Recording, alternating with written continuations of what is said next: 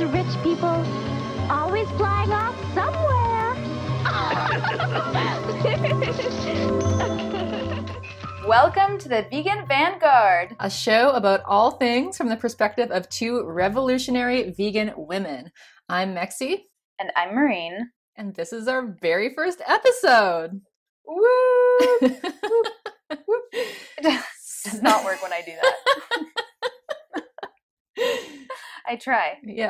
Yeah, so for this first episode, we wanted to tackle a topic that's very close to both of our hearts: why leftists should be vegan. Mm-hmm.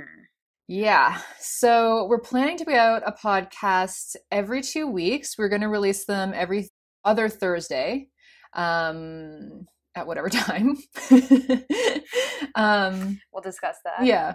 But yeah, hopefully, like, our aspiration in the future is to put one out once every week, but we just have to, see how it goes and kind of get into the swing of things at first here.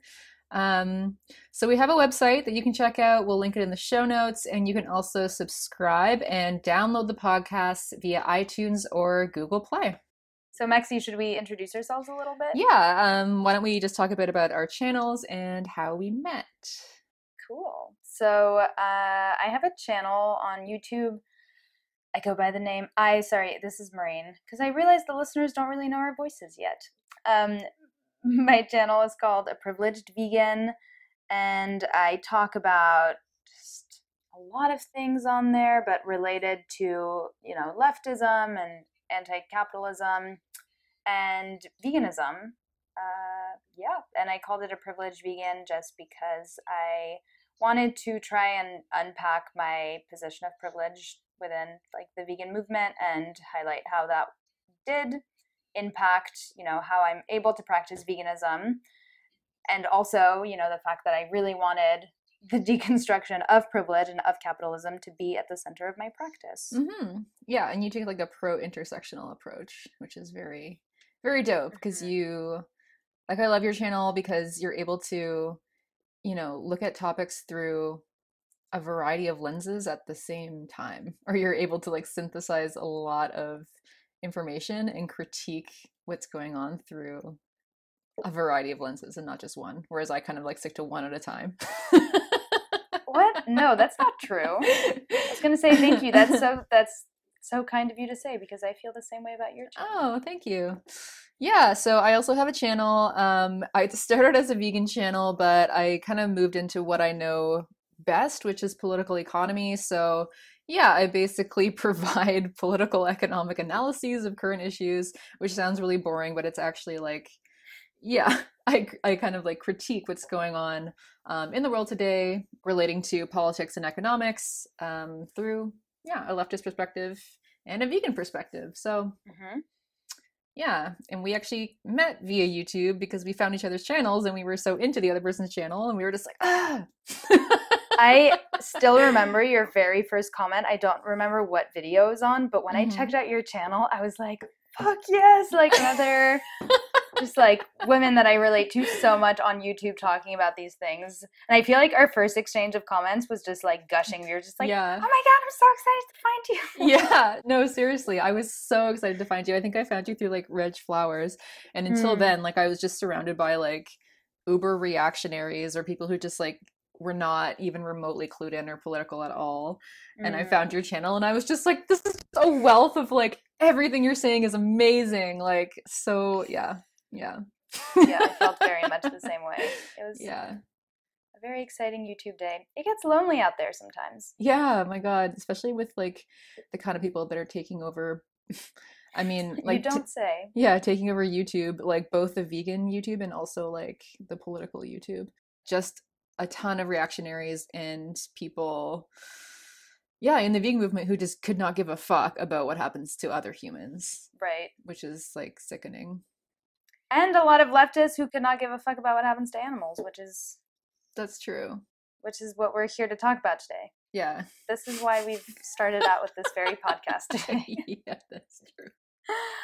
So then, after speaking via Facebook for a few weeks, that led to us adding each other on WhatsApp and sending each other, like, between 10 and 30-minute voice notes each time, just because we loved speaking to each other.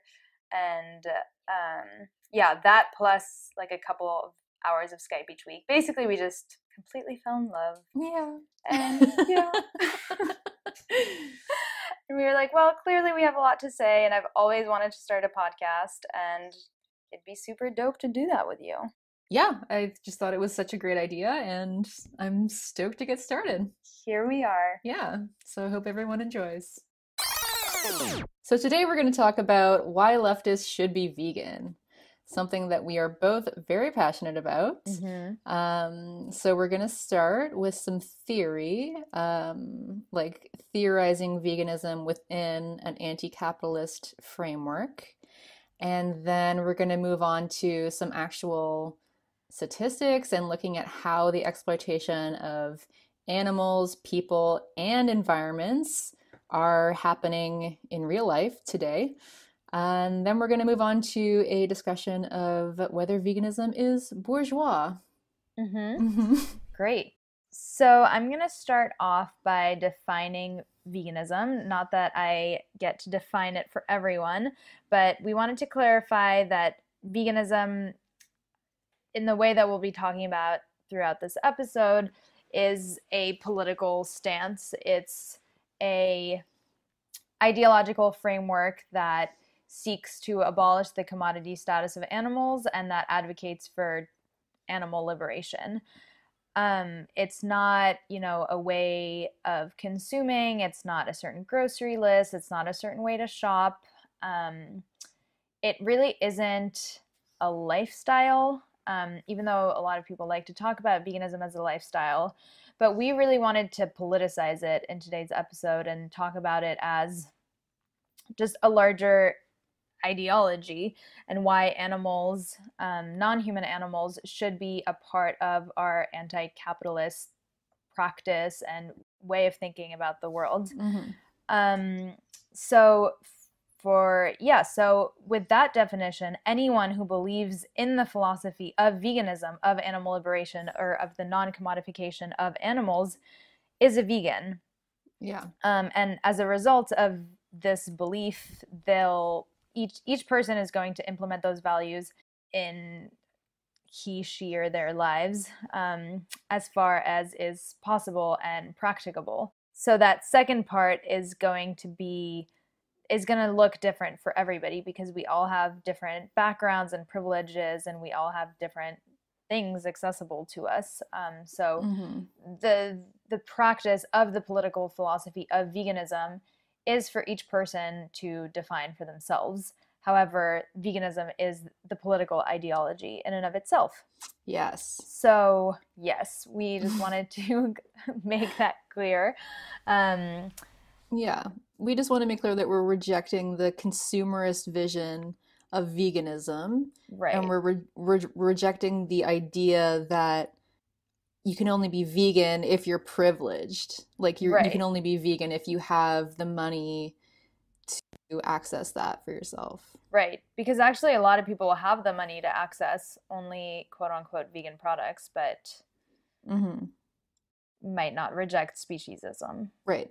Do you want to explain briefly what speciesism is so that people know what we're talking about? Sure. I'm actually just going to read out a definition of speciesism by Corey Lee Wren. And I happen to really like this definition, and it's the best one I found. So, great. The definition goes, speciesism is institutional discrimination and, to a lesser extent, individual prejudice against non-human animals based on their species.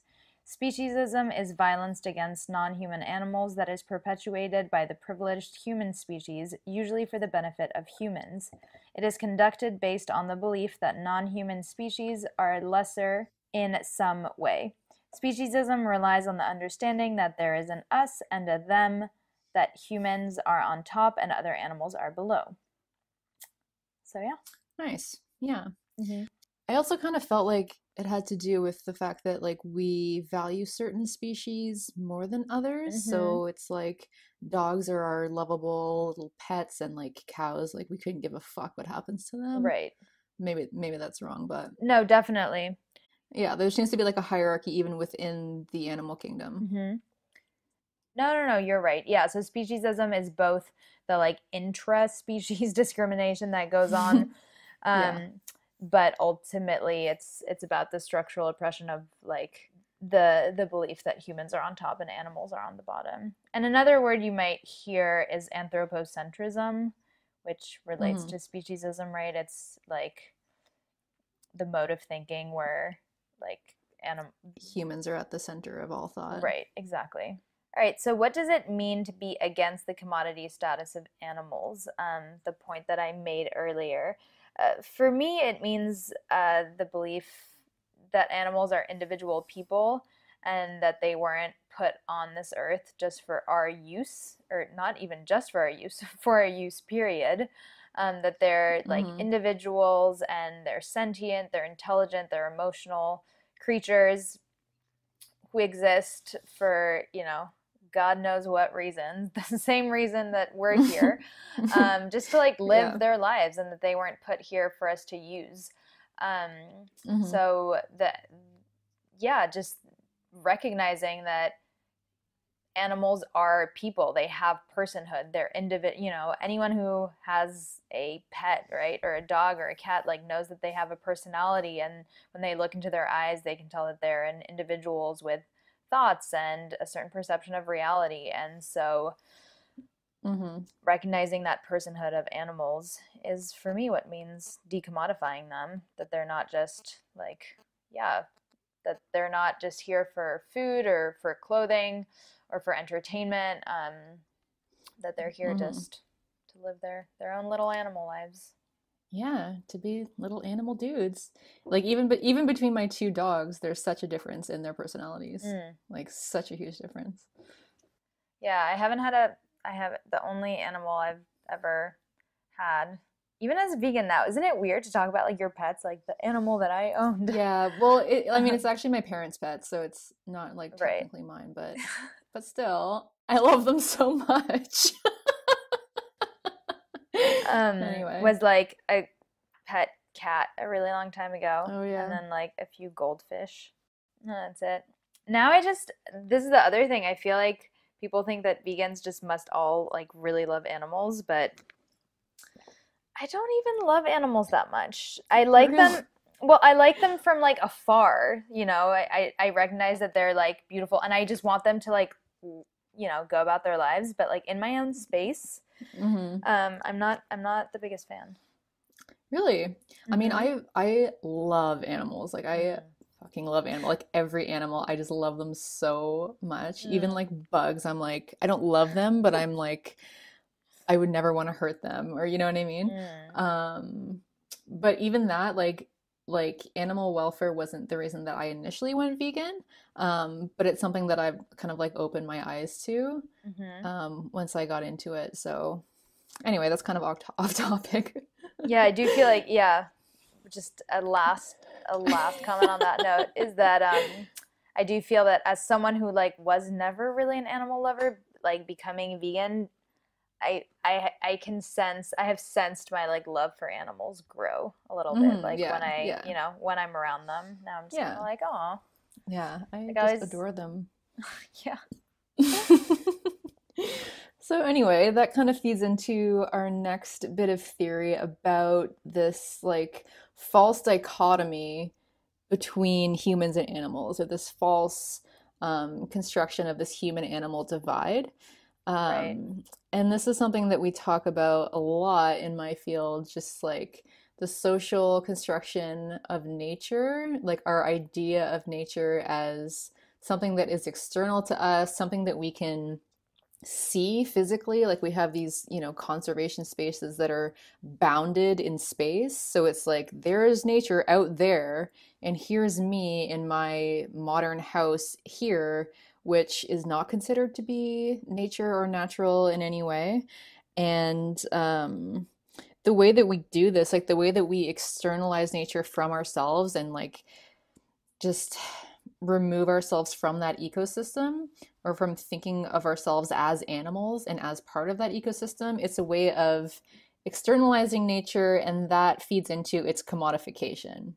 Mm-hmm. So a lot of people will talk about the fact that, capitalism has commodified so much of nature and animals, etc., is at its core part of this false false dichotomy or false way of Right. conceptualizing our place in the world. Because if something is external to you, if it's something that you can measure and convert into metrics, then you can, quantify that, and then you can commodify that. You can sell that for a price. Um, and so, yeah, this externalization or this false dichotomy kind of feeds into our exploitation of nature, and also our disconnect and our thinking that animals are somehow like we are not animals somehow. Yeah. Yeah, exactly. And even the idea that we are not animals, like even though scientifically I feel like most humans know that that's not true, like we Mm-hmm. are animals, we are mammals. Mm-hmm. This this whole binary is absurd between humans and animals because there's way, way, way, way more similarities that exist between us and a monkey, right? Yeah. I wish I could come up with a species of monkey right now. And Bonobo. a bonobo, exactly. There are way more similarities between a human and a bonobo than Yeah. between a bonobo, am I pronouncing that correctly? Yeah. And like a fish or an ant, or even between, I don't know, like a gazelle and a rhinoceros or something. There are way more differences that exist between those species than between us and a bonobo. Mm-hmm. So it's absurd that we say we're humans and they're animals. It creates, as you said, this false binary, this illusion that we're more different from Mm-hmm. other animals than they are between themselves. Yeah, don't we share like 99% of our DNA with so We many really do. primates? Yeah.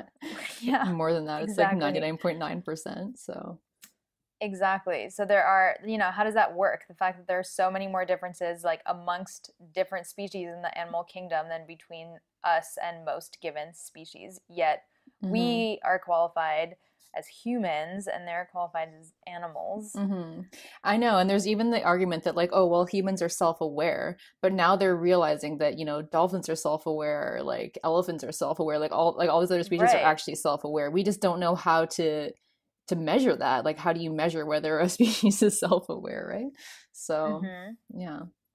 Another point is that if you think about all systems of oppression or of all hierarchies, they've been structured along this spectrum between who is more human and who is more animal, right? So we know that even like biologically, like the human species, like so many people weren't considered humans because they weren't white and cis and male and heterosexual, so on and so forth. Um, Mm-hmm. so it's helpful to think about animal as like a status, as a political category that the dominant class just casts on whoever they want to objectify or they want to exploit or they want to extract resources from. Mm-hmm. So, in a sense, the human animal divide exists on this spectrum where whoever uses others as a commodity is more human and whoever is used as a commodity is more animal, Right. with different, with different levels of, with different gradients. But Right. Yeah.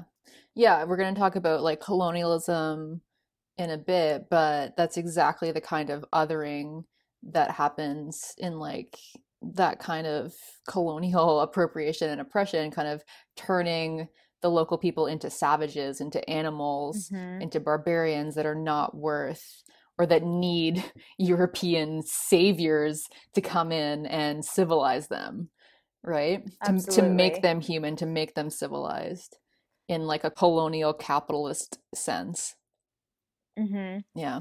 And if you start to see, human as just this privileged status that whoever is doing the oppressing claims, right, then you can really start to see the commonalities between different victims of this system of oppression, of this, Hmm. white, capitalist, patriarchal Right. European system of oppression. Um, and on that point, I wanted to talk briefly about how vegans often make these comparisons that are considered very offensive, and rightfully so, between, for example, there's this sort of famous photo that puts, that stages like uh, a pig that's being hung versus a man that's being hung and presumably lynched. Yeah. And the caption reads like, only the victim has changed. But what I've heard Afko say this, who's a vegan woman of color and Afro feminist, and I'm sure other people have said this as well. What's problematic about that image of those side by side victims of oppression is that the system doing the oppressing is completely absent from that image, right? So in terms of the system that's responsible for animal agriculture or for systematic racism, those are actually there's so many commonalities that can be said about the oppressor there. However, when you're leaving that out of the photo and you're just showing like the two victims and you're drawing a direct comparison, it's understandably so considered oppressive. Right. And like similarly the relating like the animal holocaust to the real Holocaust is similarly offensive, obviously, and really not precise. You're right about naming, well, who is the oppressor here, and like what are we taking aim at here? Right.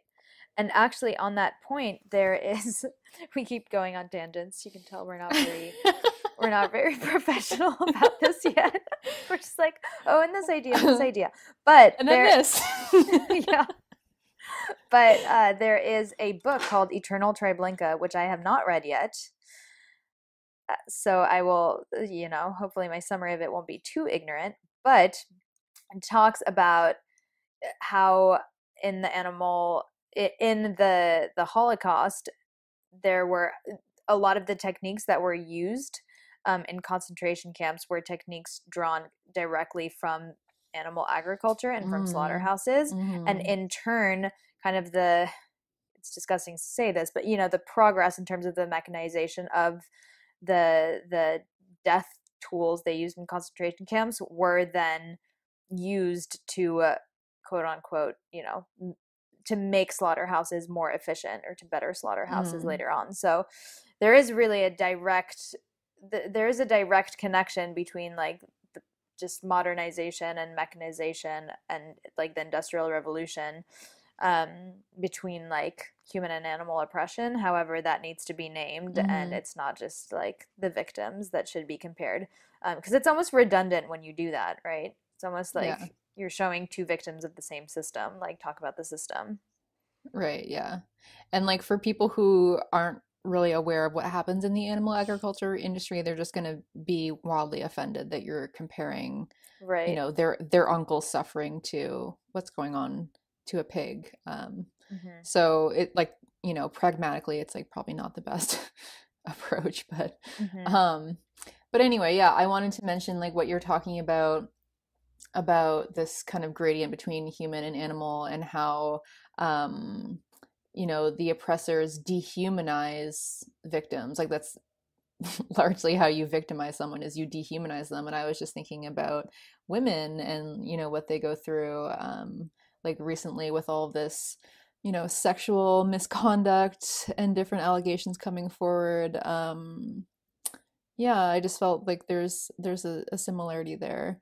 And so I'm not being very articulate. No, absolutely. At the moment, but I just feel like what you're saying about animalizing people as a form of oppression is exactly what we see in so many other areas, in like racism, sexism, transphobia, etc. Yes. Hopefully in the future we'll do an entire podcast about feminism and veganism. Another way that I like to talk about animals and humans is by talking about animals that are trapped in the entertainment industry as political prisoners. And I have Christopher Sebastian, who is another one of my favorite animal rights activists, to thank fully for this. When I first heard him talk about political prisoners, about animals being political prisoners, it just really was like one of those aha moments, because he talks about the prison industrial complex, and how certain humans are like enslaved for profit, right? And for the perpetuation of this white supremacist heteropatriarchy. And he also, you know, talked about zoos and aquariums who hold captive certain animals that are political prisoners. And this really hit home for me when I went to the aquarium like 3 months ago. No, this was not something that I willingly did as a vegan one day, but I got home, I got to the house of the person I was babysitting. I know I'm keeping this person very mysterious, but this girl that I was babysitting, and her dream was to go to the aquarium. And her mom was like, all right, so I've already like reserved the Uber, like you guys are going to go to an aquarium, like here are your tickets. Like, so at that moment I was just like, well, okay, like I'm going to go to the aquarium, you know, almost like I'm going to see it as it's like this ethnocentric like opportunity for me to like go back into one of these spaces that I haven't been to in so long. I wasn't thrilled, obviously, but I was kind of like, because you need employment under capitalism. I was like, this is going to get me like $30 an hour. I have no choice. Actually, it wasn't even $30. It was, you know, it was babysitting, so it was less than that. But anyway, I needed the employment at the time, so I went to this aquarium, and it made me so sad. I really didn't expect to have this like really visceral reaction, just because we live in a world where people like consume animals like, you know, like 3 times a day or all the time. Like I'm so used to, I guess, being around like speciesism and this reality of animals being commodities, but seeing fish, like different tropical fish from all over the world in these tiny ass tanks, labeled with like the name of different countries, you know, like Vietnam or Cambodia, or this one is from like Venezuela or whatever, was just so sad. I was like, wow, these like fish are individuals and they're conscious of this reality, like in whatever way. Like obviously it's not, they have a different understanding of it than we do, but they're trapped, and they're here because some asshole is making so much profit off of their imprisonment, and we've completely commodified them. I mean, it is so clear when you walk around a zoo or around an aquarium that the people are there for an experience, you know, and are like, well, and like if you look in the eyes of the animals, they're so fucking sad. Yeah. Like I saw this poor, it was a chimpanzee, and it just looked like it was about to cry. Like it just was not happy at all. That was so clear. Yeah. And like same, in Toronto, they made this new Ripley's Aquarium, and I refused to go. It was like this big to do because it was down by the CN Tower and the Rogers Center, and everyone was all hyped about it. And I have refused to go. Like basically everyone has gone except me. And my ex-partner was all upset because he was just like, oh, like it'll be fun. It's like a new thing, like whatever. Like so upset that I was like just refusing to go to this thing. But then I read an article about like how they actually got the fish for this aquarium, and I was totally vindicated, because it was like for every one fish in there they had to catch 80, and like 79 died, because it was such a stressful a stressful experience, or like they died during transport or whatever, right? And like the amount that they were actually destroying the coral reefs to actually go and harvest all these fish that they would need. And just the amount of fish that died just for one fish to be in there was just ridiculous. And then like on top of that, it's like, you know, the sharks, and like, I don't know if they have dolphins or whatever, but it's too much, you know, it's like they're too big to be in here. So anyway, definitely. No, and plus all of this is like hidden under the guise of like conservation, right? people almost think like they're doing a good thing by going to the zoo and by supporting the conservation of these animals that were like otherwise going to like disappear in the wild. It's also like, yeah, think about why so many species are going extinct, like Yeah, exactly. climate change and deforestation and capitalism and all of that. But Yeah.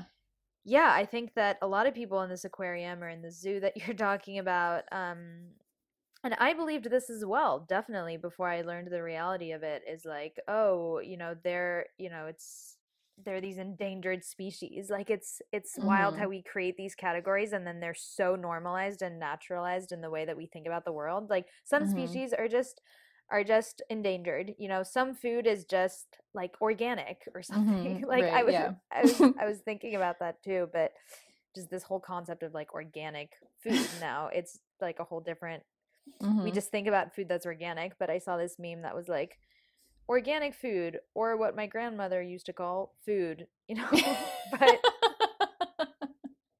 Right, yeah. yeah, this is the reality, some animals are pets, some are made to be in zoos, some are made to be food. Yeah, exactly. Yeah. Have you seen that like cute video of that Australian kid who like, I don't know, he's like 5, but he comes to this realization that the animals in zoos are like, it's like they're in a jail. No. Have you seen that? Okay, well, I gotta show everybody this video. I'll post it on my Facebook page. It was so cute. Aww. But anyway, Yeah. So yeah, Cool. Another little tangent. I'm starting to see how this goes now. Yeah. Yeah. So branching from that, thinking about, the politics and economics of animal liberation, I wanted to talk a bit about anarchism and Marxism specifically with relation to the idea of veganism. So obviously anarchism, I mean, I think I'm like obviously not an like expert in anarchist theory, but I believe that anarchism has more of a history with veganism, or like more of a direct history with veganism, because anarchism, as Simon Springer talks about, is basically the rejection of archy. So it's anarchy. So the negation of archy, which is like any form of hierarchy. So patriarchy, capitalism, racism, speciesism, etc. So Simon Springer, who I've talked about a lot, who is like a very badass, cool anarchist geographer, he talks about how anarchism basically entails a categorical rejection of all of the interlocking systems of domination.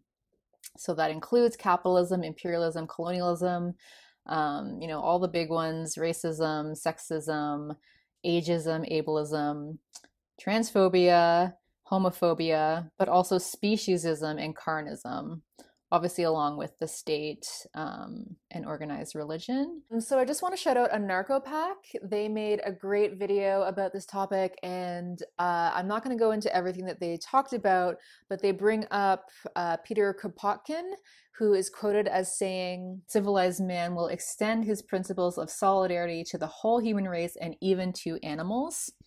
And then also another anarchist geographer. Basically, there's this whole anarchist geographer movement. Like, I'm in geography, right? So there's this kind of increasing or, growing circle of scholars who are anarchist vegan geographers. And I think it's actually really rad. Like, I love, there's going to be a book coming out about like veganism and like anarchist geographies. And I'm like so excited for it. But that's just me nerding out. But anyway, so another anarchist geographer, Élisée Reclus, wrote against the oppression of animals by humans as early as 1896 and 1901.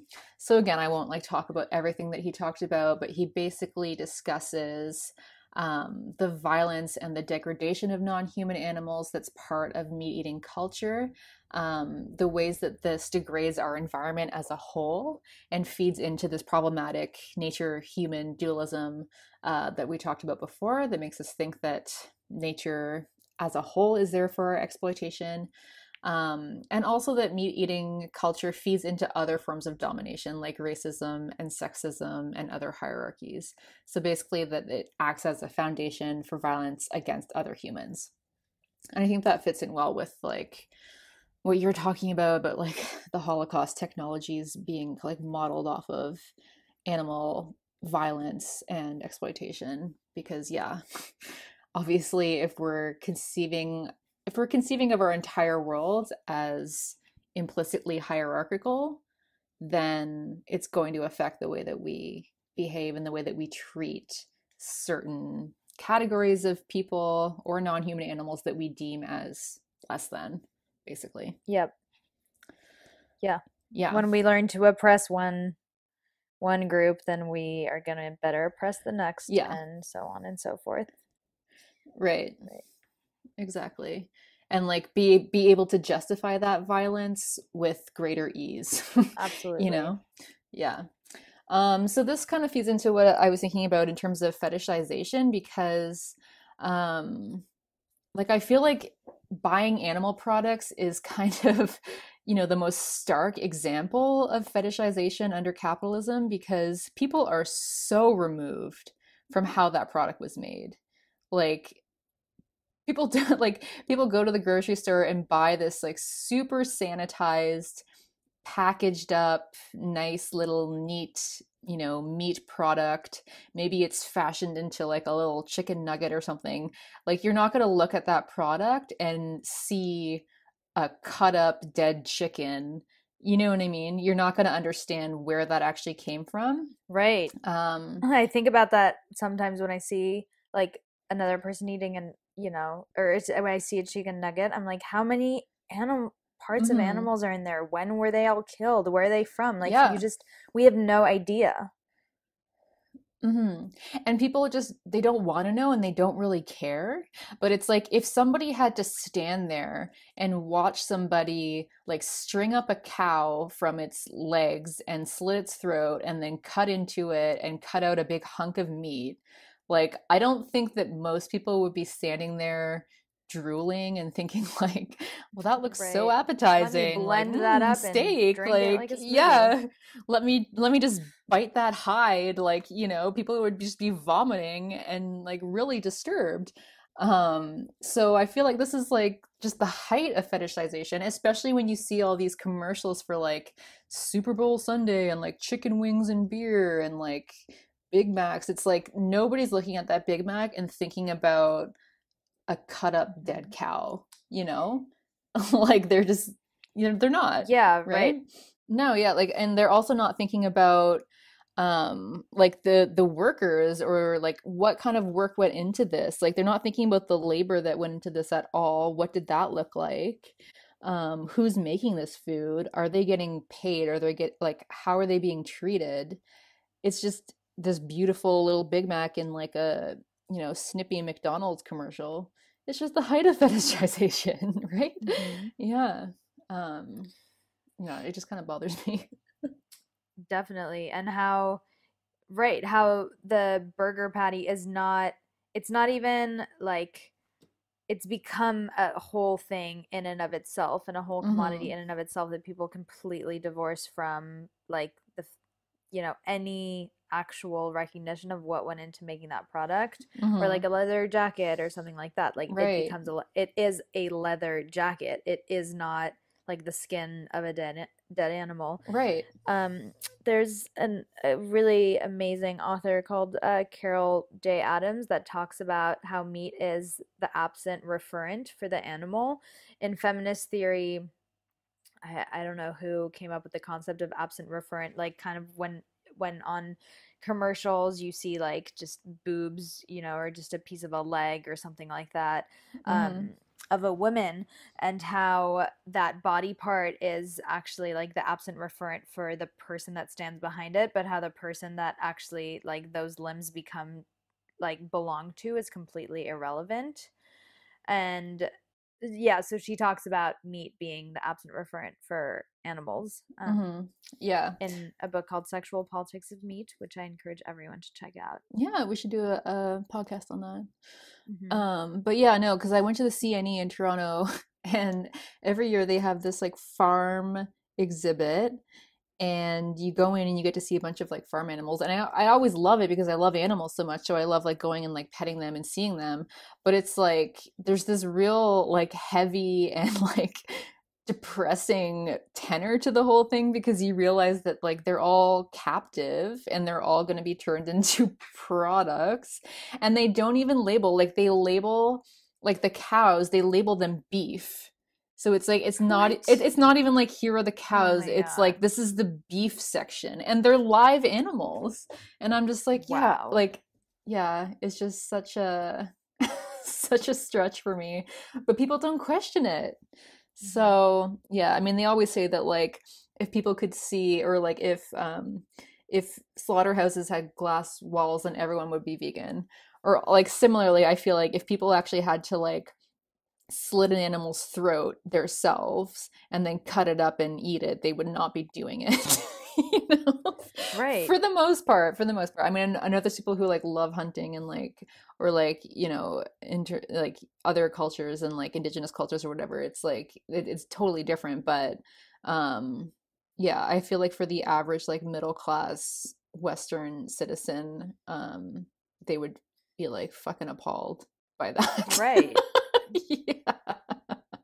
And we're such naturally like empathetic creatures, you know, and I think in those cultures where killing is yeah, a lot, you know, animal killing is like ritualized, and it is, you know, a sad, you know, it's seen as this, well, I don't know, I don't want to speak for other cultures, but there is this like ritual around the fact that you're like taking a life, you know, and it's not supposed to be this like completely meaningless act that takes that happens by like the millions and the millions each day. It's just right. Yeah, exactly. It's like a relationship and not just like some invisibilized thing that brings it to your plate. Yeah. Vegans say like, you know, put a baby in a playpen and bring it an apple and a lamb and see which one it eats and see which one it plays with. Right, yeah. Yeah, and there's so many videos of like young kids realizing what they're eating and just being destroyed by it. Just destroyed. Yeah, I should post some of those on my Facebook wall. Did you see the one I think of like it was I think it was a Venezuelan girl eating an octopus. Little girl, and she realizes that it's an octopus, and she's like, "Did it have a family?" Yeah, she was mortified. Have you seen the one? Like, I think it was a little. I think they were from Vietnam. I'm not sure, but it was a young boy, and the mom had like cut off a bit of this fish, and he was desperately trying to put the cut off piece back onto the fish and make it move and be alive, and he was like, "What's happening to it?" He was just like so upset. He was just wailing, crying, and I was like, "Oh." But yeah, anyway, that's like forced out of us by our society. Yeah, which is ironic because when we're little kids, like we love animals so much. Like literally every single one of our games or movies or you know, stuffed animals. I mean, is an animal, you know? Right, exactly. But then we learn to. I have memories of me as a kid definitely like having a lot of cognitive dissonance around that, being like, oh yeah, wait, this animal is like sentient, or this animal is alive, and then you just kind of rationalize it as like, oh, but no, we need to do this, and those animals are food, and other animals are not food, and those are the animals that like I pet and whatever. Yeah. So yeah, anyway, so that was basically, I was talking mainly about anarchist thought, but this is you know, not just for anarchists. Marxist thought can easily be, you know, related to animal liberation. So I'm going to read a quote here that I like from Christian Wittgen. So he says, "Since capitalism is the object of our critique, Marxists should address all that capitalism destroys. If you do that consistently, you will soon realize that capitalism does not merely exploit and oppress the class of wage laborers. Indeed, you will find references in the works of Marx from his earliest writings through to his late works on economy to the fact that nature, and therefore explicitly animals, are subjugated and exploited by capital. Take this as a starting point, and you will begin to understand how the mode of production and the social practices in which we participate distort our view not only of our relationship to the means of production, our work environment, and the commodities we produce, but equally that of our relationship to animals and nature. This distorted view, which is, to a certain extent, shared by the oppressed and oppressor class, must be criticized just like the exploitation of humans. Very Boom. solid quote. Yeah, I just I love it. yeah, I mean, I just love that quote. It's so spot on. I mean, um, even though Marxists don't necessarily, like, the definition of Marxism isn't the same as anarchy. It's not the same as the rejection of all hierarchy entirely. If we're against oppression and exploitation in all forms, then of course we should be against exploitation and oppression of non-human animals. And the direct theft of their labor and their lives for profit. I mean, when I hear now Marxists talking about like labor exploitation, I'm just like, make the connection. Like, you are describing exactly what we routinely do to, billions of animals every year in order to extract resources from them that are not ours. Well, we appropriate their labor basically because we're not paying them. They're not actually they're not laboring in the sense that they're doing. No, but Maxie, what would they do if we didn't milk them? They would just be bored on the field. Oh, right, yeah. They would just take over the world because nobody would be killing them. So wait, I've gotten that response so many times. They're just like, but what would they just like do? Would they just like graze? Like, what would they do if we weren't there to make them do something? Which is also an argument that you hear from like capitalists, right? If like when we're like abolish work, it's just like, well, what would people do? There would just be complete chaos. Or people who are like apologists for like the sweatshop system. It's like, well, what would they do without the sweatshop? Yeah. Yeah. Anyway, do we maybe we'll make another podcast about that. I feel like you were onto something and then I interrupted you. No, it's all good. That was basically the point I was making.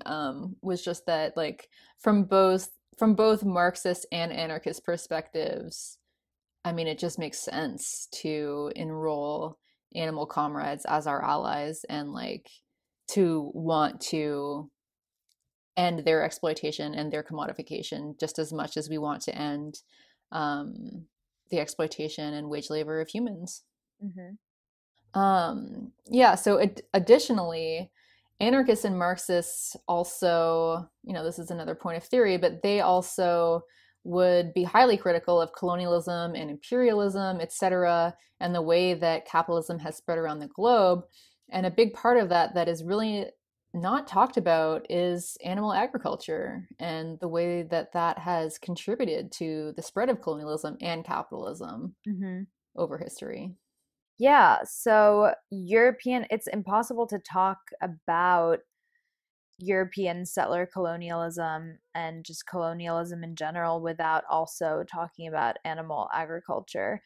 European settler colonialism could have never happened without animal agriculture.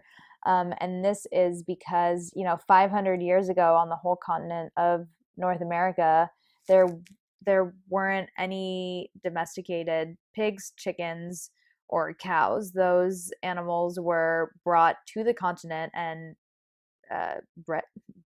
breeded. How do you say that? Bread. It sounds weird. Yeah.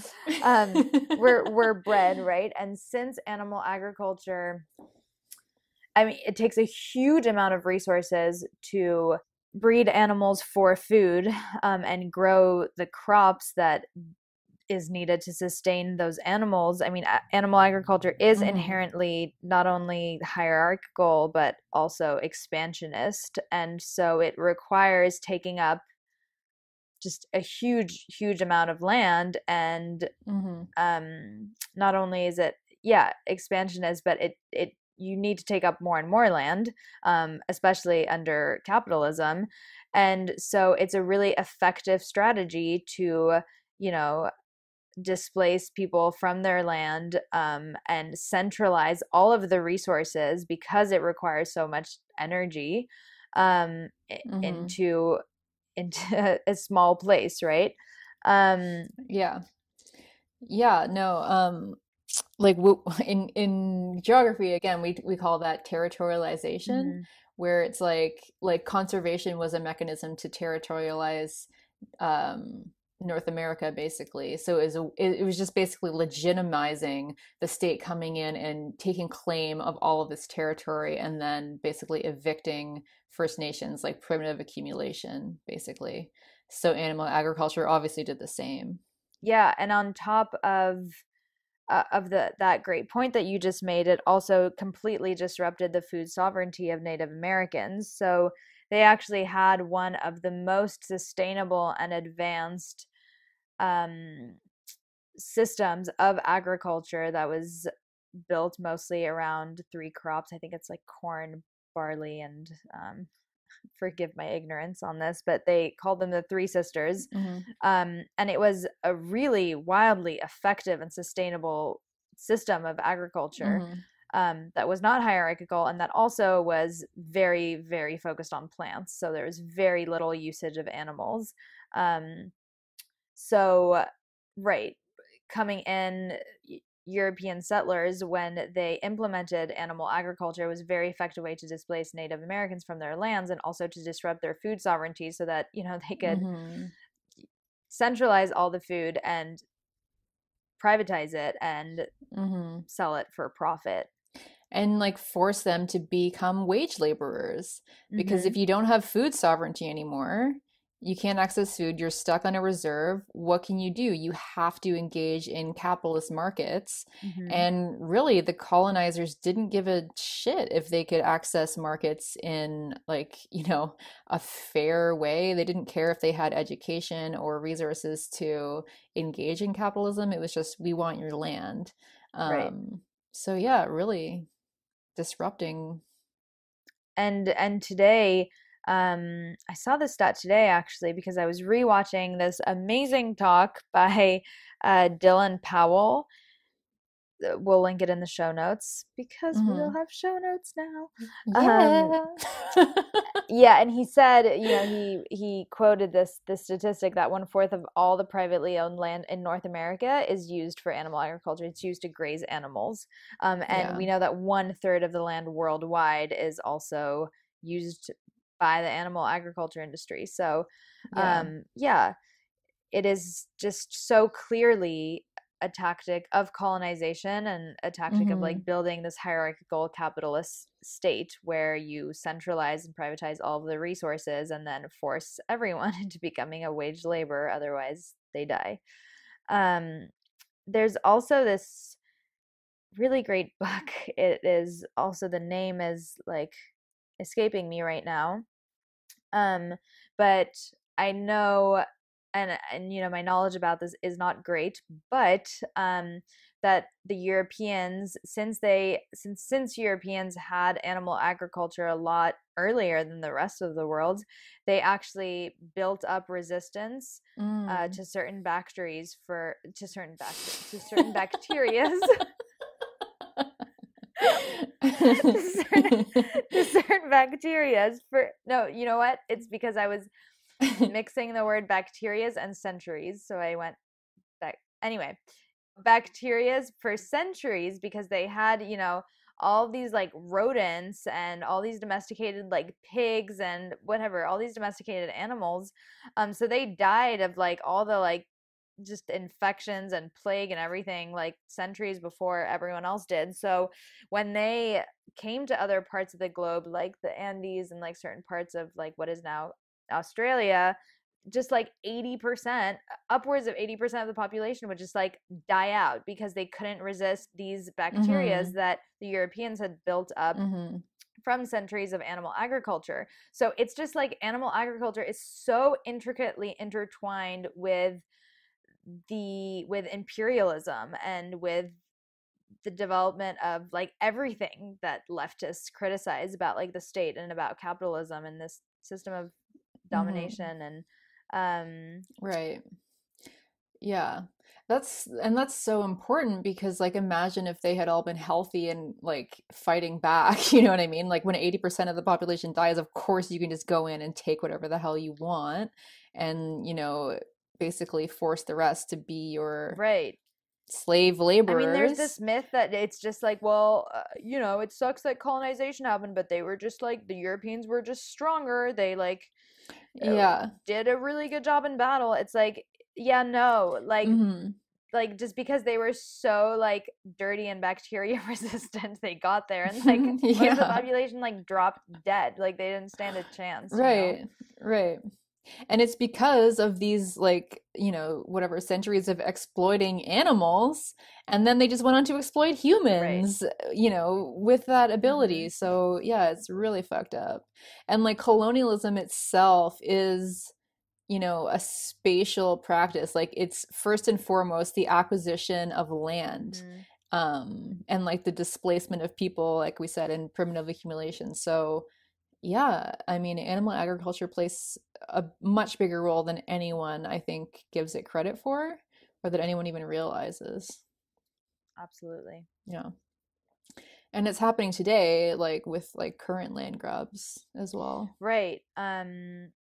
So the animal agriculture industry is, this is still one of its favorite tactics, because it like by nature, the nature of animal agriculture lends itself very well to like ongoing imperialism. But yeah, the animal agriculture industry is planning to double the consumption of animal products by mid-century. God. So yeah, and it's already like tripled or quadrupled its Oh production my since like the God. 1970s. So how is it planning to do this? Well, through land grabs of tens of millions of acres in Africa and Latin America for future grazing and feed crops. Mm. And these land grabs are funded by hedge funds and multinational corporations and other powerful investors.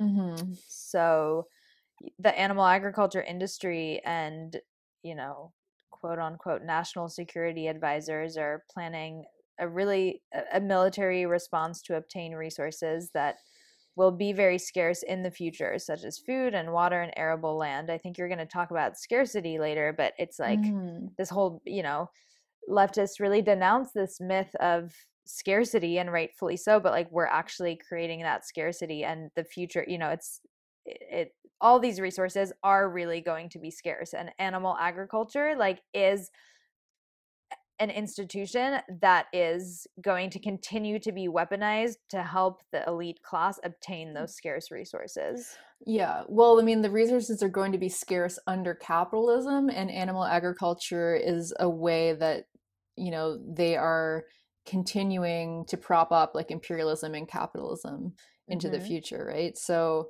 like, this is fucking scary to me, actually. Like, Well, it's because double. it's like creating this. I can't even get my mind around it because animal agriculture is a way to create this. It is creating the scarcity, but it's also a way to help the like privileged elite ownership class Mhm. like reap the benefits of that scarce situation that they're creating. You know Right. what I Well, I mean? mean, It's like it, a it mind it fuck. gives them legitimation to say that capitalism is what we need because resources are scarce. Mm-hmm. So it's like a vicious circle, but it's also just incredibly scary to me in terms of like an environmental standpoint, in terms of a sustainability standpoint. Like, how can they possibly think that we can double our consumption of meat by I mid-century? mean, a third of the land is already being used. Like, it's gonna be like two people and like just billions of animals in animal agriculture by like the year 2050. Right. And like, how do they think they're going to use these militarized responses to force everyone off their land so that they can get this land to, produce animal products and sell them for profit? Like, who are they going to sell them to? All these dispossessed people with no money? And you know what I mean? It's Credit like, cards. yeah, credit cards. I mean, they just, yeah. I, I mean, I've talked about this before about how like capitalism destroys what it needs for its own reproduction, but it's like they're not even bothering to try to think about the long-term Mm. impacts of this for both their own profits or for the environment that they need to sustain them. So Right. yeah, I don't know. It's just like that's really fucked. But I'm going to talk about the exploitation of the environment shortly. So I will get into that and why this is actually so terrifying. But first, I want to talk a bit about what's actually happening to animals. Because I feel like when we say animals are being exploited, I don't know that it's really mainstream information exactly what is happening to animals. Like I always recommend people watching Earthlings. I've actually not watched that video because I was already vegan when it came out and I was like, I don't need to see this, but like I'm aware of everything that they cover in it. So I think it's a really important video if you want to see what's actually happening to animals. Um, but anyway, in terms of like global figures, between 52 billion and 70 billion animals, farmed animals, are killed every year for food. And that figure doesn't even take into account the amount of fish and aquatic animals that are killed every year. The number for fish and aquatic animals is in the trillions. So it's like it's unfathomable. I mean, numbers that large, you can't even like there's no context for that. It just sounds real big, but like you can't like there's absolutely no context for understanding what that actually looks like. But it's huge. So, yeah, I'm just going to talk about a bit of what happens to like each different kind of animal. So, in terms of animals that people think are like cute and fluffy and like don't want to get killed, baby male chicks, I'm not sure if people know this, but baby male chicks have no value to the egg industry because obviously they can't become laying hens. So, as soon as they're born or like a day after they're born, they are killed en masse. Like they're either thrown into a grinder where they're just cut up alive and die, or they're stuffed into these giant bags and then they're like the bags are tied and they suffocate inside, or they are gassed. So I don't know. The data on this is kind of uh there's like different numbers for this, but they say that 200 million are killed in the US, or that was in 2009, and 40 million were killed in the UK in 2010. So I'm not sure about world data, but like male chicks are getting a real raw deal. And then the laying hens that are kept alive are given like probably a worse deal. They are forced to just live in these tiny, tiny cages where they cannot move. Most of them do not see the sunlight. They do not get to touch their feet on, grass or anything like that. They're just stuck in these cages indoors in this terrible, you know, industrial facility, and they're just forced to reproduce. I mean, like, produce their eggs over and over and over. And I talked about this in my Esther video about how this is so draining for their system. Like, it drains out the minerals, it drains out calcium and such from their bodies. And so eventually the eggs that they lay just become really soft, and they start to actually not come out of their bodies properly, so they'll get infections and just get really sick and die prematurely. Most of them are so stressed that they actually lose all of their feathers. So if you see any pictures of them inside some of these facilities, you'll see that their wings just look like little it's like there's just little spikes sticking out of their body because all their feathers have fallen off, and so there's just the bone left. So it's really just horrific. And I know that normally laying hens get, something like 12 or 15 periods a year because their egg is, it's basically menstruation. It's like ovulation and menstruation. But they've been genetically modified to ovulate like 200 times a year, something like that. Yes. So that's also incredibly unhealthy for them because they're forced into these cycles of ovulation that are completely unnatural and that are incredibly destructive to their bodies. Yeah, exactly. Yeah, no, good point. I didn't mention that. But that's a big reason why their systems get so depleted, because they're doing this so much more than a normal hen would be doing this. So yeah, it just becomes ridiculous. I had no idea about the feathers, and I've Ugh. always wondered why they have no feathers. I thought Yeah. maybe that they like clipped them off or something, but No. that's just so sad. Yeah, they're so stressed that they just fall off. It just becomes, it's just disgusting. And I mean, most of them are so sick. So, I mean, like the stuff that you're eating. Right, because then when they die or when they stop producing eggs, they just slaughter them for chicken, right? Right. And same with the meat chickens, like they're also kept in deplorable conditions, and a lot of them get sick and die, and their meat is still used. So it's like the meat that you're eating is so unhealthy. So for people who are like, oh, well, I don't eat beef, I just eat chicken because it's cleaner. It's like, if you only knew what you were like, if you saw the kind of sick animals that you were consuming, you would just, I don't know. Not eat them. Right. And that's why like so many of them are washed in chlorine, because Yeah, they have to be, because they're so gross.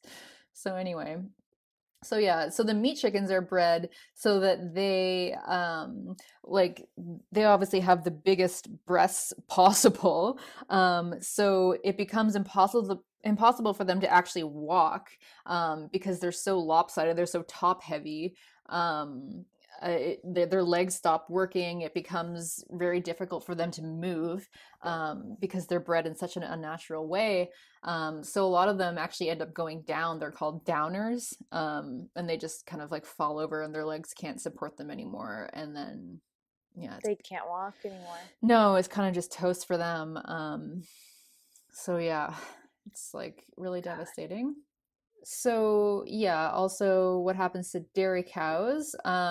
So I was going to recommend watching the video Dairy is Fucking Scary on YouTube. But Marian and I were talking before the podcast about whether it's actually ethical or speciesist to even recommend that people consume media that's watching, horrible images of animals being treated or slaughtered or etc. So I also recommended Earthlings a while ago, but it's the same thing. So if you don't consent to that, if you're not down for that, it's totally fine. But if you're interested, these are resources that show you like exactly what is going on. So yeah. Anything to add, Maureen? No, that was super well said. Yeah, no, it's something that I definitely like struggle with. I think that ultimately if people choose to go watch that footage, and I think it can be a really powerful kind of paradigm shifting moment for a lot of people, then I would definitely recommend it. But then sometimes I feel sort of weird or icky about that, just because I really hate even like ending hunger campaigns that show like starving African children like dying of like thirst or of starvation or of something like that, like basically like fetishizing like or objectifying like a person in order to like make a point. And so I wonder if when vegans show footage of animal slaughter very freely, and I guess this is, we're talking about how when they show it to people who don't necessarily consent to it being shown, to it being showed to them, if that is sort of speciesist, because we would not do the same with, rape raising awareness campaigns, or ending hunger campaigns or things like that. Yeah. Anyway, but that is Yeah. that can be a podcast for another day. Yeah. No, that makes perfect sense. It's just like me personally, I was very affected by the Darius fucking Siri video. So if anyone is interested, then you can check it out. But yeah, again, I understand like. And I was very, very affected by Earthlings. I mean, I watched like 10 minutes of that video and I shut it off. And like that is the day when I actually decided to go vegan. So Right. like, yeah, I totally see. Yeah, it's Yeah. a really hard line to walk. Right. So anyway, I'll just describe what happens to dairy cows, and then you can make a decision about whether you want to actually see what happens to them. So basically, dairy cows, they are forcibly impregnated on what is called a rape rack, which is a whole loaded thing that we can probably do a whole other podcast on. Yeah. Yeah. So anyway, yeah, they are continually forcibly impregnated on what is called a rape rack so that they will produce babies, so that they will produce milk. So the milk is that they produce is actually supposed to go to their baby, but the baby is once again violently and forcibly ripped away from them, basically right upon birth. And you'll often hear, or maybe you don't hear, but you should hear, that the dairy industry is actually the veal industry. So all of these baby cows that are born are and ripped away from their mothers are basically shut in a small crate where they cannot move or stand or anything, so that they don't. No, they can only stand. They can't lie down, I think. Oh, I thought they couldn't stand. Like they can barely move so that they don't develop their muscle. Oh, really? So that like it becomes like their muscle, like their meat is still really soft and tender and like fatty. Yeah. So yeah, they're kept in these crates and then they're killed very early in their lives. The dairy cows, and those are mostly males, right? And then the females grow up to be also dairy cows, so they are just brought into this cycle of being forcibly impregnated and then having their babies ripped away. And like the emotional trauma of having your baby ripped away is well documented. Cows will call out for their babies for long periods of time after they've been ripped away. It's very, very taxing on their bodies to give birth and then to produce all this milk. So the dairy cows basically, their lives are cut short, just like the laying hens, because of how much this is taxing their bodies, and then they are slaughtered for meat. So for vegetarians who think that like, oh, I'm eating dairy, so I'm not harming any animals, like, it doesn't hurt a cow to milk them. There's like a very disgusting and like cruel underbelly to this industry that I don't think many people know about, frankly. So yeah, very gross. And then of course the beef cows, I mean, people pretty much know what happens to them. Goats are similar. There's this environmental documentary called Terra, and they had just a segment where they showed goats that are milked industrially, and they were just forced into this circular revolving machine upside down. It looked so uncomfortable, and these metal prods just came out and like milked them like very violently. It looked horrible. And yeah, like this is just all what happens when you commodify animals, when you make living beings commodities. So yeah, I mean, there's like so much more I can talk about. I mean, fish, that's a whole other thing. Like fish are just treated terribly. You have those like huge trawling fishers that just go out and catch everything in their path, and like they're killing dolphins, they're killing tortoises, they're killing sharks, they're killing everything, and they're just discarding all of that waste and keeping what they can sell. So it's just doing like incredible damage to the underwater ecosystems. And yeah, once again, I said like in the trillions fish are being killed. I put dogs on the list because obviously there's like Yulin, and like every year everyone like loses their shit over the Yulin Dog Festival, not realizing that like, well, what the fuck is going on every day to pigs and cows and chickens and fish and everything else, right? It's kind of just the height of hypocrisy, but anyway. And then there's everything like animal testing and using animals for entertainment, like in circuses and zoos, etc., that we talked about. So, I mean, I could honestly talk forever about this, but yeah, I just wanted to kind of give you a taste of like how animals are actually being exploited for these fetishized commodities that we're consuming without thinking about any of this. And how this is totally covered up by the industries, like totally covered up.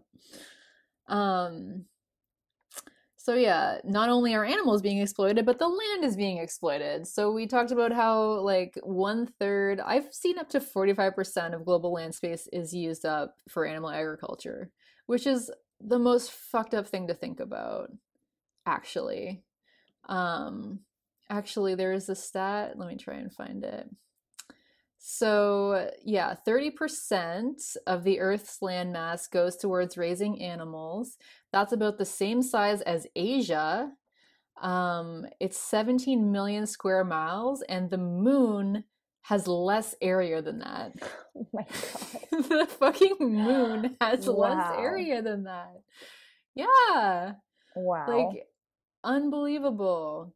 The equivalent of 7 football fields of land are bulldozed every minute. That's disgusting. It's disgusting. I mean, that like puts it into context for you. It really does. Yeah. So a meat eater needs about 18 times more land than a vegan. And like, again, that's hard to quantify, but if you think about a population of like 7.5 billion, then that's like a fucking lot of land. Yeah. In terms of water, like this animal agriculture uses up so much water. Nearly half of all water used in the United States goes to raising animals for food. They say that like 1/3 of the world's fresh water is used for animal agriculture, which is absurd. Like eating one hamburger would use 3,000 liters of water, which is equivalent to showering for 2 months. That is actually It's fucked. nonsense. Yeah.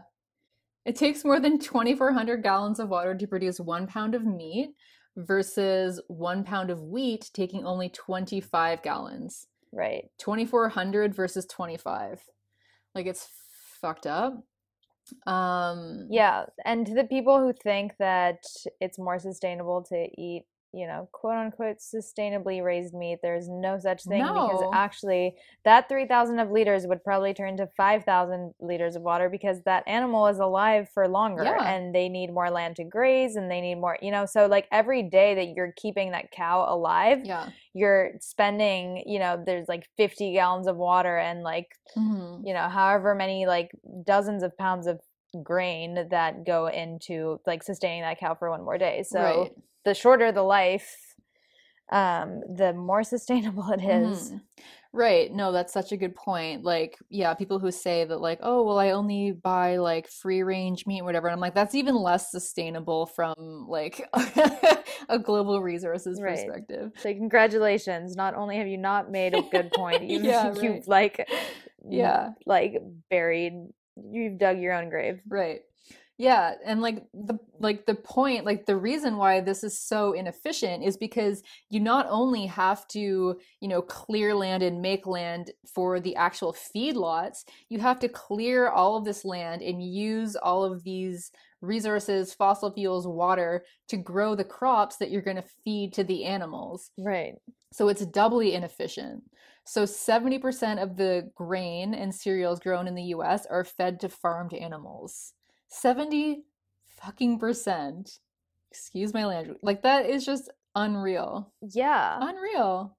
And there are a lot of this has been going on for like centuries, but countries like very, very quote unquote poor countries or countries that, have been colonized, like during, I think it was in Ethiopia in the 1970s, there was this terrible famine.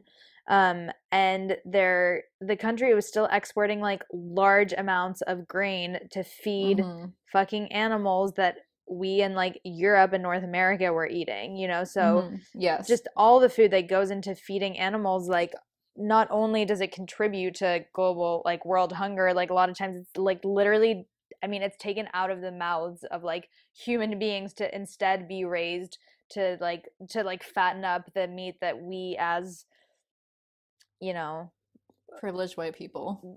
yeah, privileged white people eat.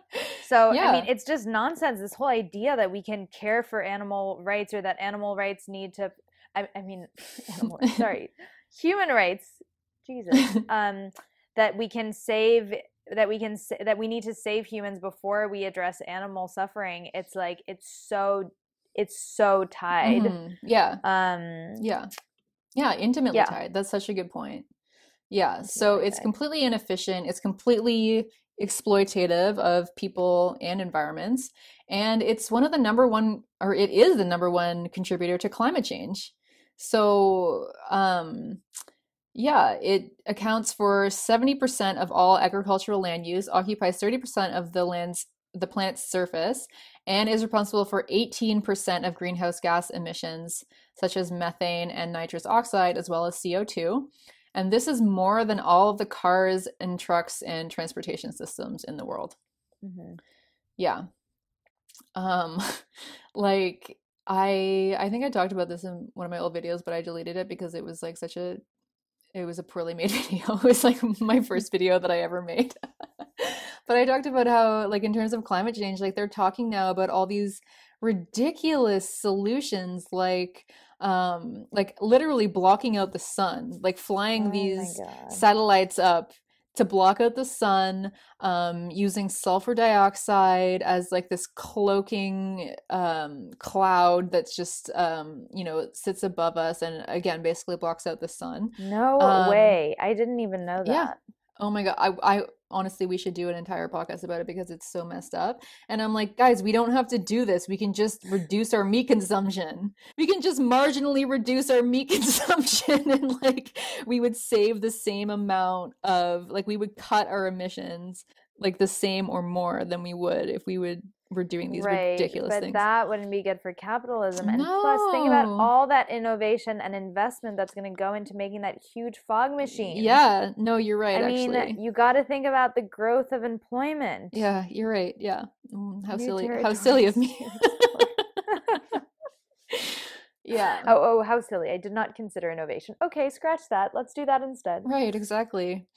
So yeah, another reason why this contributes so much to climate change is because like when you deforest all of these areas, you're losing a carbon sink. So trees act as a carbon sink. They absorb the CO2 that we pump up into the air. So if you're cutting these down, you're releasing the carbon that's stored in those trees and you're also losing sinks. So there's more CO2 or more greenhouse gases that are floating around.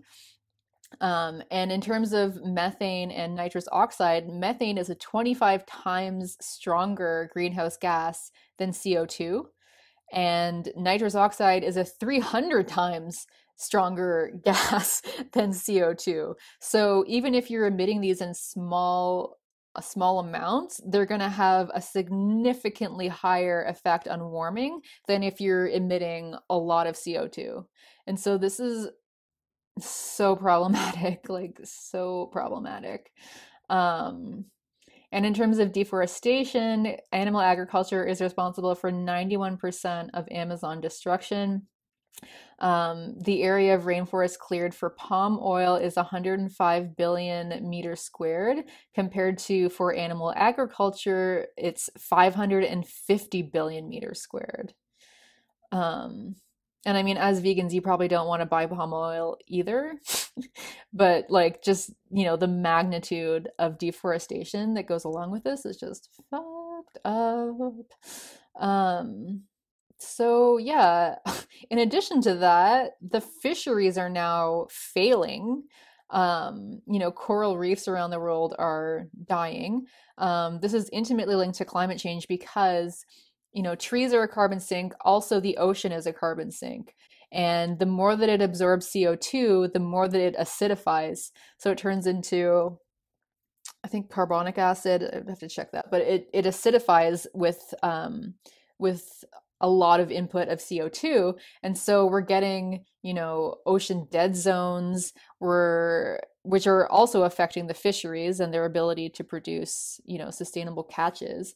So a study done actually predicted that, or predicts that the global fisheries will collapse around 2050.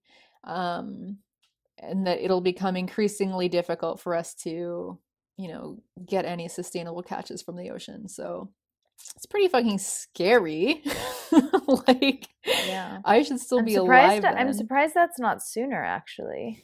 Yeah, I mean, like, Then, a lot of things are happening now that like, much faster than we had anticipated. absolutely. And I talked about this in one of my videos on climate change. Maybe I can link that because it didn't really get a lot of views, but it was like important.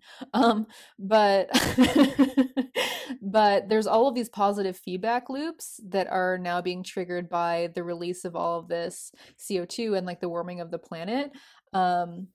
So like there's the melting of the ice caps and there's the melting of the permafrost, which are themselves releasing greenhouse gases, and this is being accelerated by a warming planet. So things are starting to like snowball and happen a lot faster than people expected. Like, what percent of the Great Barrier Reef just died? Like that was Yeah, no, wasn't it like declared dead? yeah, it was like 2/3 of it had died, and I don't know. I haven't looked at like the updated stat, but Like like we're like past the point of no return. yeah, yeah. And I could not believe that. Like the Great Barrier Reef, going to see that was on my bucket list for sure. And I was like, well, I got to get there before it dies. But I really didn't think it would die right now. I mean, everything is just happening so much faster. Yeah. It's terrifying. It's fucking terrifying. Yeah. So yeah, that's basically the exploitation of the environment. Now, as leftists, maybe you care more, or I don't know, you should care about the exploitation of the environment, but if you don't, you might care about the exploitation of slaughterhouse workers. So the exploitation of slaughterhouse workers is one of the most exploitative industries on the entire planet. Currently, slaughterhouse workers, at least in North America, are mostly refugees or undocumented immigrants that can be freely exploited by these multinational animal ag corporations. The job of like working in a slaughterhouse is itself extremely dangerous. First of all, there are really toxic chemicals that, as Mexi was saying earlier, since these animals are so sick, in order, chicken will get bleached before it goes into processing, or there's just all sorts of chemical washes that need to occur between like the slaughtering process and the actual like packaging process, and those are really toxic to human health as well. I mean, you're talking about incredibly powerful, like disinfecting, like and antibiotic ridden like sprays and pills, and yeah. Anyway, but also like the rate of the rate of slaughter, like a lot of slaughterhouse workers need to kill like upwards of 100 animals like a day. So slaughterhouse work is incredibly repetitive to up the efficiency. So after the animals are either like shot with a deadbolt to the head or gassed, or whatever method is being used that day to kill them, they then have to be sawed up by other workers, and so the hand saws that they use are incredibly powerful and are like obviously mechanized to saw the animals up and down like as quickly as possible. So you can imagine if this is like a cow, it's a huge animal that's hung up by its feet, and sawing the animal is really dangerous work, because it's like incredibly powerful machinery. So if you're, working 12 or 15 hours a day, you're not, a lot of them, there have been cases that are reported where they're not even allowed to take bathroom breaks. So a lot of slaughterhouse workers have to wear diapers in order to like go to the bathroom on the job, because they literally can't even like take a break in order to go to the bathroom. So like when you're like, imagine how dangerous that is to handle machinery that is like so powerful on like when you're so friggin' exhausted. And then there's the whole problem of like being incredibly traumatized by this sort of work. Having like, I think, if I'm not mistaken, slaughterhouse workers have the highest rates of suicide out of any other workers, because it is so incredibly traumatizing and depressing to work in a slaughterhouse, understandably. And worker exploitation doesn't only end in slaughterhouses. There's terrible working exploitation in fisheries. Notably, I know that The Guardian recently, or not recently, maybe this was like a couple of years ago, came out with a large report on how all the shrimp that basically like Western consumers were buying, like at Whole Foods or in Walmart, were like from slave labor. Yeah, it'd be a good idea to pull that article up again, but yeah, workers in that industry were like, I mean, basically working literally like, like 20 hours a day in terrible conditions, getting horrible infections, and weren't getting paid. And once again, they were illegal migrants, so they had to accept this, or they were threatened with deportation. Right. And on the basis that this is just not, that it's somewhere in the supply chain that Western corporations can't can't monitor, then we turn a blind eye, and these products end up in our in our grocery stores. So in terms of labor exploitation, there are few industries that are as that brutal, that are as brutal and exploitative as the ones in the animal agriculture industry. Like I struggle to think of any industry that is more inefficient in terms of like resources and the environment, and I struggle to think of any industry that is more exploitative to their workers, because it's disgusting. So yeah, like it says, the Food Empowerment Project says that today U.S. slaughterhouses and meat processing facilities employ over 500,000 workers, and the turnover rate on these workers is 100% annually. 100%, because it's such terrible work. Yeah. Wow. 100%. And then yeah, like as you said, like these are mostly people of color that are undocumented, that the companies can exploit. And I was watching, I don't know if it was Food Inc., but it was one of those documentaries, and they basically like they showed like they went into one of these communities where people were just kind of huddled together, living in terrible conditions, and they filmed like a raid of the area, like a federal raid. And of course, the employers are not the ones that are being reprimanded for employing undocumented workers or for treating their workers so poorly. It's the workers who were arrested and deported, and deported. Yeah. And like their families destroyed and everything. So yeah. And now, not only is the animal agriculture industry employing like refugees and undocumented migrants, which they've been doing forever, for like decades.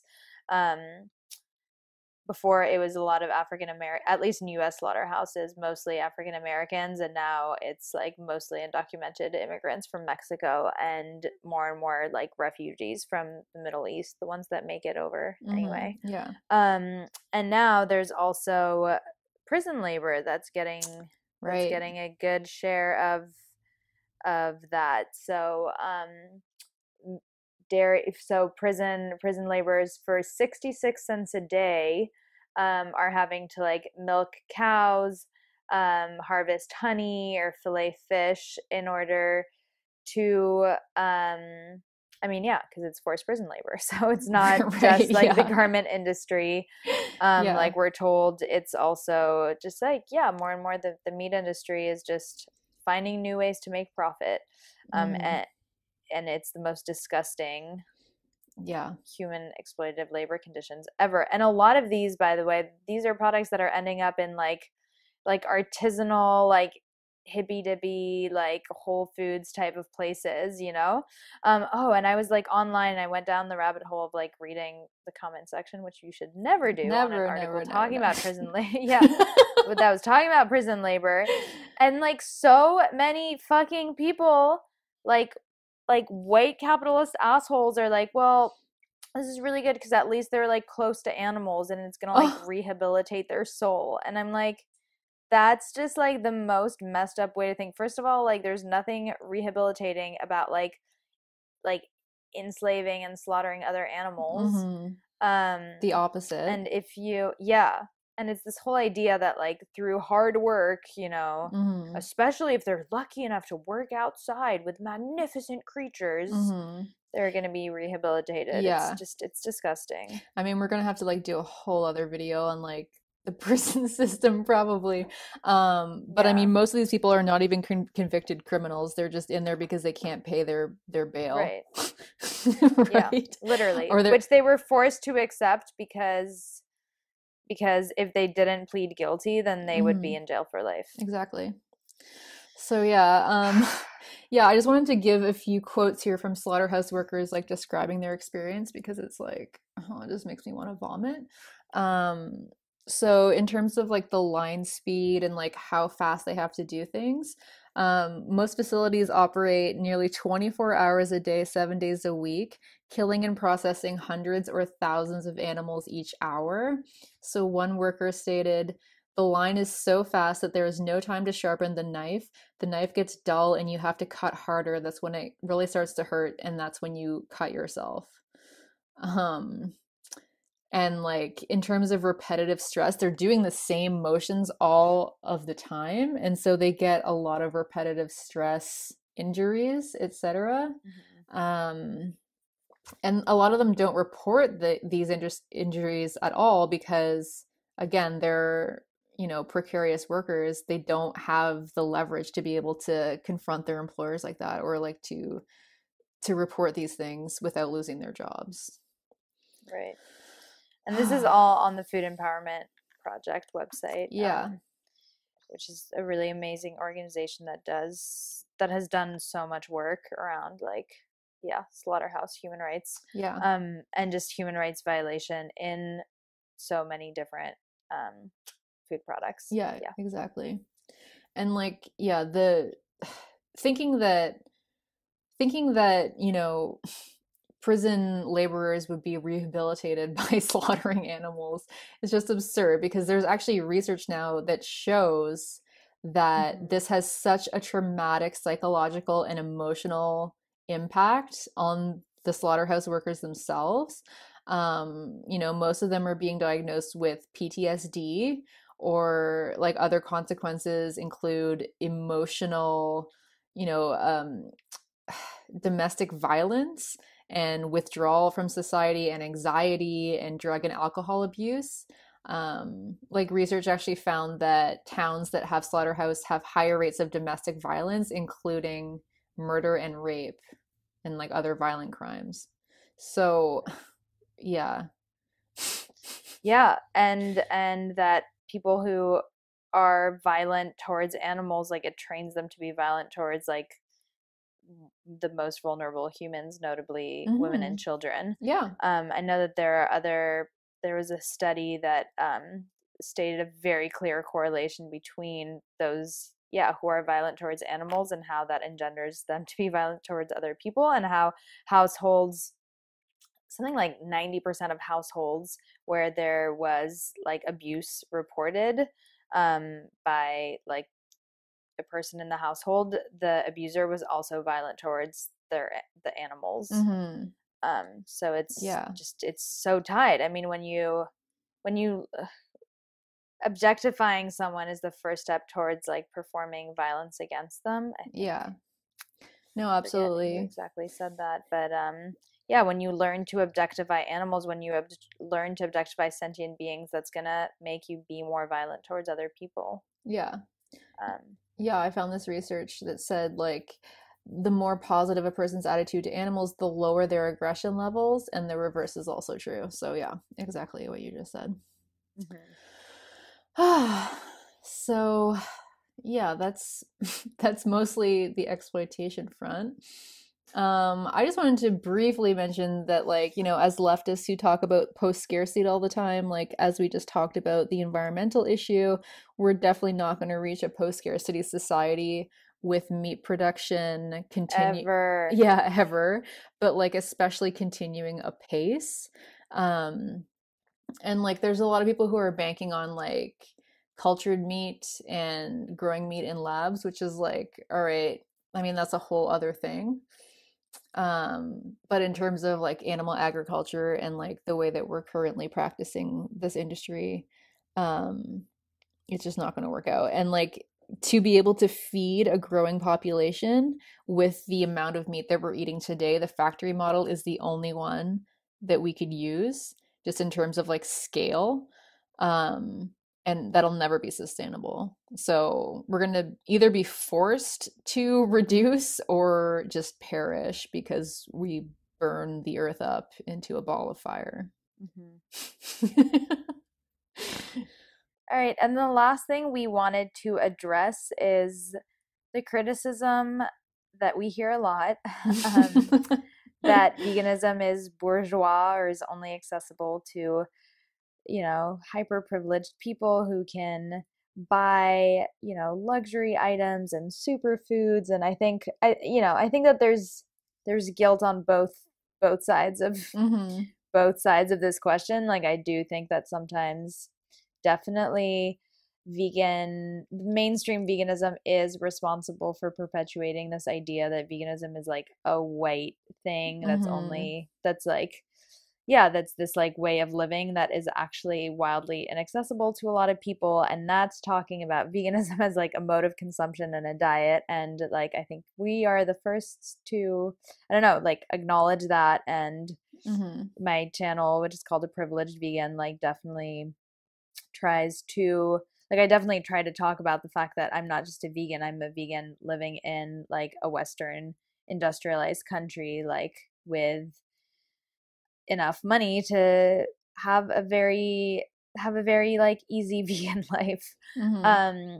However, here we're talking about veganism as a like political philosophy that advocates for the liberation of animals for all of these reasons that we have just cited. And that's not only talking about veganism as a diet. However, veganism is more accessible than people might think, at least certain people. There's a lot of ways to make veganism cheap.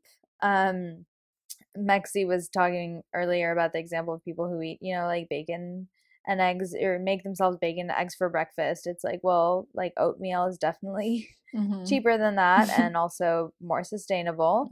And there's a really great cookbook, rice and beans. And you know, we're not saying that people should just go vegan and that poor people don't deserve to like have any of like the fun vegan stuff that's been out there, you know, like vegan ice creams. And I mean, that's like a whole other conversation, and we definitely like acknowledge that, like, yeah, your level of privilege is going to affect how you can practice veganism. However, just because, you know, especially like there's like comfortable like bros sitting in their house like eating their meat, being like, well, like I won't go vegan because like a mother of 5 living on food stamps, like who I've never met, like doesn't have the privilege to go vegan. You know, it's just and that's also like really tokenizing and offensive, I think, to like, that's like really tokenizing of poverty, to just like refer to it as like a reason, or like to perpetuate the abuse of animals. It's like pretty fucked up if you're not experiencing that poverty, like if you're not living in a food desert and like you're just going to a regular grocery store, then like there's absolutely no reason you can't just switch, you know what I mean? Exactly. Yeah. And there's this really great cookbook that I wanted to plug, that's not out yet, but it is written by a woman of color who wrote a whole vegan cookbook about how to eat plant-based on food stamps. And Mexi was also here. Do you want to recommend the PDF that you were telling me about? Yeah, so there's actually a free PDF online, which we can include in the show notes, and it's called Good and Cheap. And it's a cookbook that this woman wrote. So every meal, I think it's how to eat well on under $4 a day, or maybe $4 a day. Um, so most of the like they're not all vegan recipes, but most of them are vegetarian at least, and they can be made vegan if you just don't put butter, like if you substitute butter with oil or something, or you know, you just um, leave out or swap certain ingredients. But yeah, I think that's a really good resource for how to make good, cheap food. I realized I didn't even say the Yeah. name of the cookbook that I was talking about. It's called My Food Stamps Cookbook, and it is authored by Baby Mama Rachel. Nice. Yeah. But I would love to check out that PDF that you just recommended because I haven't seen it yet. Yeah, no, I'll send it to you. Super I cool. used to use it. So yeah, there's a lot of resources out there if you're looking for actually how to do this on the cheap. You know, and again, like if you're living in a food desert, if your situation is just such that you cannot access that all the time, you know, that's fine. Like we're not defining veganism as consumption here. We're defining it as an ethical position and a political position. Right. In which everyone can participate. And that's like so tied to also like political practice and like prefigurative justice, and of Yeah. saying, okay, well, this vision of like a more inclusive, like anti like capitalist, like revolutionary world we're imagining is going to like include animals as our allies, because animals really are our allies, and they definitely do not have an interest in the perpetuation of capitalism.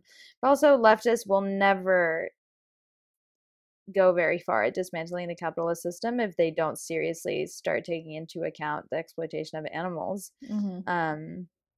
It is just really short-sighted to think that we can continue consuming them and objectifying them, and that isn't completely at odds with so many of the other goals that we have, you know, because Right. hopefully, as we've shown on this podcast and as other very brilliant people talk about, they definitely are tied.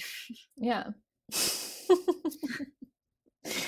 Yeah, so now that everyone's vegan, great.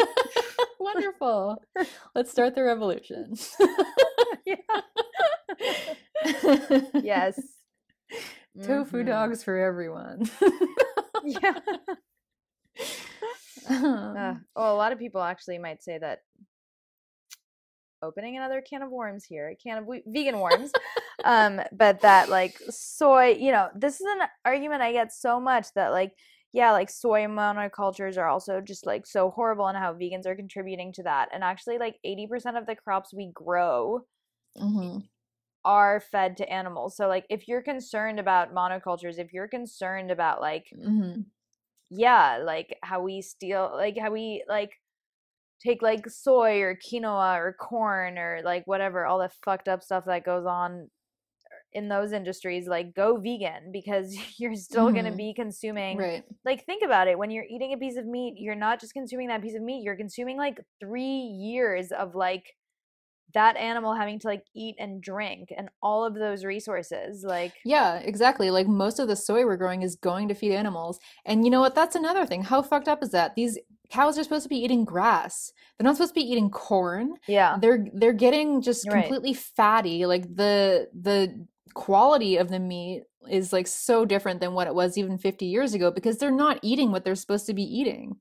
So it's like it's unhealthy as shit. They're just eating sugar or soy. Like they're not supposed to be eating that. Yeah. Yeah.